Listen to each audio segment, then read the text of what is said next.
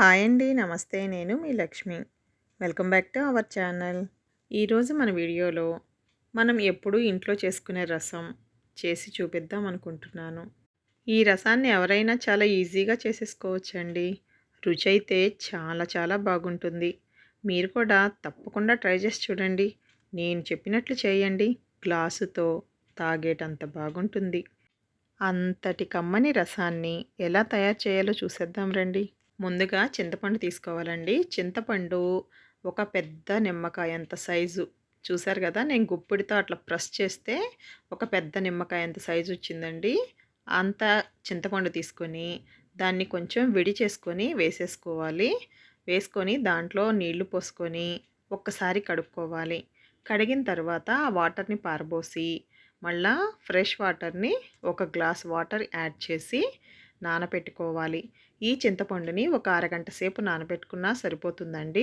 లేదు అంత టైం లేదు మీరు ఫాస్ట్‌గా చేయాలి అనుకుంటే గనక కొంచెం సేపు ఒక 2 నిమిషాలు స్టవ్ మీద పెట్టుకొని వేడి చేసుకుంటే గనక త్వరగా చింతపండు నానిపోతుంది. ఇప్పుడు మిక్సీ జార్ ఒకటి తీసుకోవాలండి.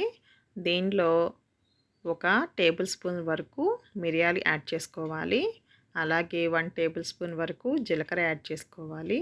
అలాగే 1 టేబుల్ స్పూన్ ధనియాలు యాడ్ చేసుకోవాలి.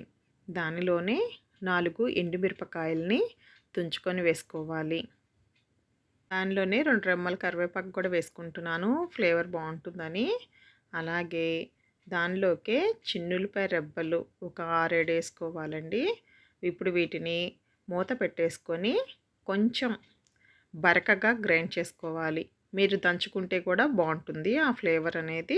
నేను చూసారా కచ్చా పచ్చాగానే దంచా చూడండి. మనం రోట్లో దంచితే ఎట్లా వస్తుందో అట్లాగే వచ్చింది. దీన్ని కూడా పక్కన పెట్టేసుకొని ఇప్పుడు మనం నానబెట్టుకున్నాం కదా చింతపండు, ఆ చింతపండు మొత్తాన్ని గట్టిగా కొంచెం పిసుక్కొని దీంట్లో వచ్చిన గుజ్జుని సపరేట్గా ఒక బౌల్లోకి పోసేసుకొని రెడీగా పక్కన పెట్టేసుకుందామండి.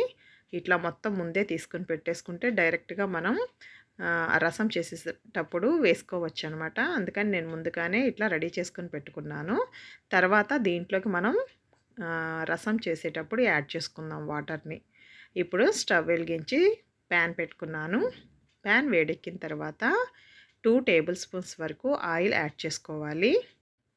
ఆయిల్ హీట్ ఎక్కిన తర్వాత ఒక హాఫ్ టీ స్పూన్ ఆవాలు, అలాగే 1 టీ స్పూన్ వరకు జీలకర్ర, అలాగే 2 రెమ్మల కరివేపాకు, 2 ఎండుమిర్చిని తుంచుకొని వేసుకోవాలి. ఇవి ఒక్కసారి అలా కలిపేసుకొని దీనిలోనే పావు టీ స్పూన్ వరకు పసుపు వేసుకోవాలి. ఇప్పుడు ఒక్కసారి పసుపుని కలిపేసుకున్న తర్వాత మనం ముందుగా కట్ చేసుకొని పెట్టుకున్న టమాటో ముక్కల్ని వేసుకోవాలి. టమాటో ముక్కలు వీలైనంత చిన్నగా కట్ చేసుకుంటే మనకి త్వరగా ఉడికిపోతాయండి. వేసుకున్న తర్వాత ఇప్పుడు ఈ టమాటాలు మొత్తము కూడా గుజ్జుగా అయ్యే అంతసేపు మీడియం ఫ్లేమ్లో పెట్టుకొని ఉడకనివ్వాలి మూత పెట్టేసి. ఇది మొత్తం దగ్గరగా వచ్చేసిన తర్వాత ఒక పావు టీ స్పూన్ వరకు మనం ఇంగువ వేసుకోవాలండి. ఇంగువ టేస్ట్ నచ్చిన వాళ్ళు వదిలిపెట్టేయచ్చు. వేస్తే బాగుంటుంది రసంకి. అది ఒక్కసారి నూనెలో వేగిన తర్వాత మనం రుచికి సరిపడినంత సాల్ట్ కానీ లేదంటే కల్లుప్పు కానీ వేసుకోవచ్చు. నేను కల్లుప్పు వేసుకున్నాను. అది కూడా ఒక్కసారి బాగా కలియపెట్టుకొని మనం ముందుగా తయారు చేసుకున్న మసాలా పౌడర్ మొత్తం రసం పౌడర్ తయారు చేసుకున్నాం కదండి, అది మొత్తం వేసుకోవాలి. మనం రసం పౌడరు పచ్చిది వేసుకున్నాం కదా, అన్నీ మిరియాలు కానీ జీలకర్ర ధనియాలు, అందుకని వీటిని కొంచెం ఆయిల్లో ఫ్రై అవనివ్వాలి. అట్లా ఫ్రై అయితే కనుక మనకి ఆ పచ్చి వాసన అనేది పోయి మంచి ఫ్లేవర్ వస్తుందన్నమాట. అట్లా అయిన తర్వాత దాంట్లో మనం ముందుగా తీసుకున్న చింతపండు రసం కూడా పోసుకొని దీనికి వాటర్ని యాడ్ చేసుకోవాలి. ఈ వాటర్ అనేది దగ్గరగా నేను ఒక 1.5 లీటర్ వరకు వాటర్ యాడ్ చేశాను. నేను చూపించిన క్వాంటిటీకి 1.5 లీటర్ సరిపోతుంది. వాటర్ యాడ్ చేసినాక కొంచెం టేస్ట్ చూసుకొని మీకు ఈ ఉప్పు అనేది సరిపోయిందో లేదో టేస్ట్ చేసుకొని కొంచెం సరిపోతే యాడ్ చేసుకోండి.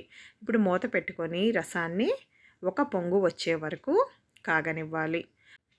ఈ రసం అనేది పొంగు వస్తుంది కదండి, అందుకే నేను మూత తీసేసాను. కొంచెం తెరులుతుంది కదా, స్టార్ట్ అవుతుంది కదా, అందుకని ఒకసారి ఇట్లా కలుపుకొని చూడండి ఇట్లా తెరిలిందాక ఉంచుకొని దీంట్లో ఇప్పుడు మనం సన్నగా కట్ చేసుకున్న కొత్తిమీరని యాడ్ చేసేసి నేను ఫ్లేవర్ కోసం లేతగా ఉన్న కరివేపాకు రెమ్మ కూడా వేసుకున్నానండి.